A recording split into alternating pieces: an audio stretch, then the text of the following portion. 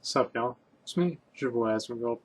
And today, I don't really do a lot of videos where it's just me talking to the camera.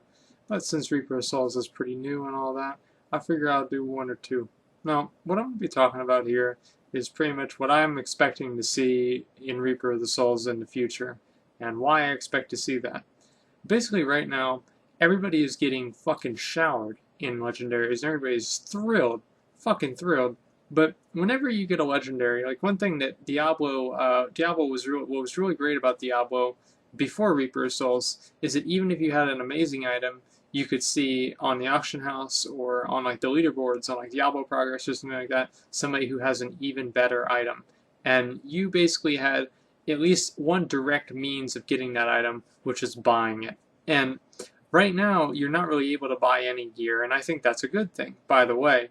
But that does kind of limit the amount of replay value that you can get out of the game, and basically everybody's going to be really thrilled to get like a 100 intellect upgrade, or like 5% crit upgrade or something like that. It increases your damage by like 10%, or like your toughness by 20. I mean, that's going to be fucking amazing, but that can only happen so many times. And basically, like let's take for example like gloves. Now, the only difference between legendary gloves and normal gloves is that normal gloves, or sorry, not normal, yellow gloves can roll 325 of a stat, sorry, 625 of a stat, and legendary gloves can roll 750. And so even with the best stats, it's like if you get a pair of yellow gloves, like I had this happen just actually a few minutes ago. I crafted a pair of Ashira's gauntlets, and they were almost the same as these yellow gauntlets that I had, even though the Ashira's gauntlets had 10% critical strike damage and maximum attack speed. So, I mean, those are like amazing gloves, but because the uh, intellect roll was so low, even with a reforge, they were not really that much better than the yellow gloves. Now, that level of an upgrade is not as satisfying as a 10 to 20% level upgrade. And whenever you don't really have a means to increase your chances of getting any sort of specific upgrade, and like you could say that you have the crafting option, but realistically, a lot of the crafting gear is they're basically the best gear in the game is going to be the legendary items and set items, depending on your class, that also have an affix. And so, like Frostburn gauntlets are going to be amazing. Ring of Royal Delusional Grandeur, or whatever, the thing that reduces your the amount of things that you need for set bonuses, is going to be best in slot. And basically, no matter whichever way you cut it, a lot of like the gloves and stuff like that, like Pinder's Purchase is never going to be better than Frostburn gauntlets if you're running a Frost build. And that's basically going to be the same thing with a lot of other items too. It's like for the helmets, like basically Andariel's Visage is going to be one of the best helmets in the game because of the extra ability that it has. And it's the same with like Deathwatch Mantle. If you're playing a melee class, Deathwatch Mantle is amazing. I'm playing with it now, and it does damage. It does ridiculous damage, and there's not really any other legendary shoulders that I can get that can really replace that. And so what I'm stuck with doing is waiting for another pair of Deathwatch shoulders, and I can't really craft anything, and the odds of me actually getting another pair of Deathwatch shoulders are very low because anything can drop, and there's no real way for me to make one item drop more than another item. Outside of like I don't know, let's say I guess you could do like Torment 6 or something like that. That's not really possible at this point in the game. Now, the game's been out for 6 days, well, 7 days now, and I've played it like pretty much at least at minimum 12 hours every day. Well, except for like a couple of days I wasn't able to. But if I was able to, I played it 12 hours a day at least, and I've had a great time. And I think almost all my other friends have been doing pretty much the same fucking thing. Come from school, come from work, whatever, and just play Diablo, and it's been a lot of fun. But I think that fun is going to run out whenever the gear is not as much of an astronomical upgrade as we call it, as it was whenever we were starting out, and we're doing even now. It's still, we're still in that point where we can get really big upgrades. What I think needs to happen, and what I know that Blizzard knows needs to happen, is that they need to introduce some sort of ladder system. And what I mean by that is I actually never played Diablo 2 because my mom is very religious, and she thought Diablo 2 would turn me into a Satanist. It I guess it might have.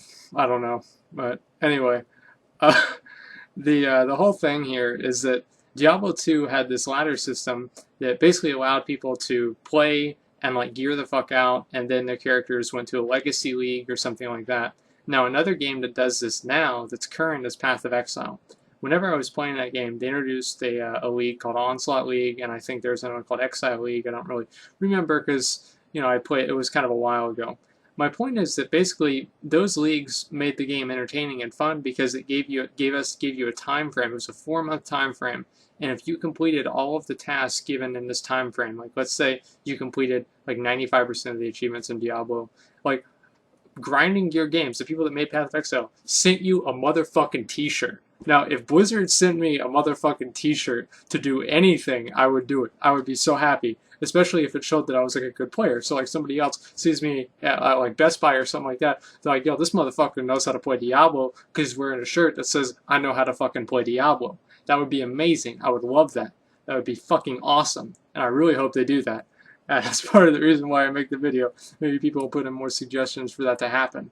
But honestly, I don't really know if it will or not because it is a lot of work, and Blizzard's probably not going to mail me a free T-shirt. But you can always hold your breath. Well, hopefully I won't do that. But anyway, I think that the whole ladder system really needs to be implemented, or some sort of consistent upgrading of gear. I don't think that this is a problem that occurred in World of Warcraft, where the numbers in the game became so high, and like compared to Diablo numbers, I mean these are like baby numbers, and so I don't really know how like that logic worked out, because it's the same company making both games. But that's not really the point. Basically, the numbers in Diablo will get fucking insane. It will be insane because a lot of the stats are not really multiplicative. They will scale exponentially with each other. And so if you have more critical strike chance, you gain more critical strike damage, and it's just like it's like you make these like really really big jumps if there's especially with critical strike chance and damage. And that was nerfed. The same with attack speed. It's just it increases very very dramatically whenever you take a step up.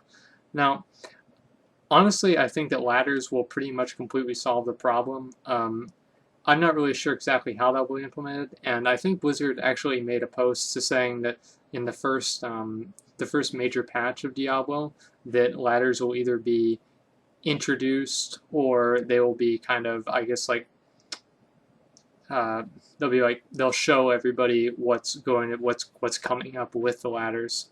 And honestly, I'm really looking forward to that because I love playing this game, and I think it would be really great to have like I don't know, like season challenges, like in World of Warcraft they have like different arena seasons, and it's like in World of Warcraft in general there are ladders, and those ladders are the different rating tiers. And whenever one rating tier is done, that's kind of like a ladder, and you have an achievement, and you like put that up on your shelf of trophies of achievements or whatever else, and people come over and they inspect your achievements and they say, wow, you were awesome, in 2011. It's like, damn right, I was fucking awesome in 2011. I didn't have a job. And hey, I really like that.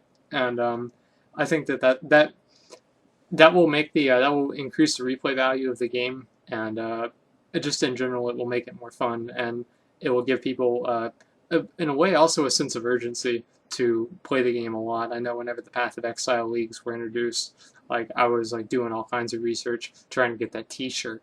And I mean, you can have fat nerds like me all over the world, doing 12-hour days, for 3 months for a T-shirt. Like I can guarantee you it's going to happen because I can at least guarantee that I'm going to be doing that too. And I think that's probably going to be one of the biggest things that's going to help out with Reaper Souls. And hopefully that's going to happen. But if it doesn't, I would definitely expect a pretty quick decline in terms of player participation as soon as the all people kind of plateau out with the gear upgrades that they can get on their own without just completely playing the slot machine. So I don't know. Am I right? Let me know. Am I stupid? Let me know. Either way, let me know. Thanks for watching. Like, comment, subscribe.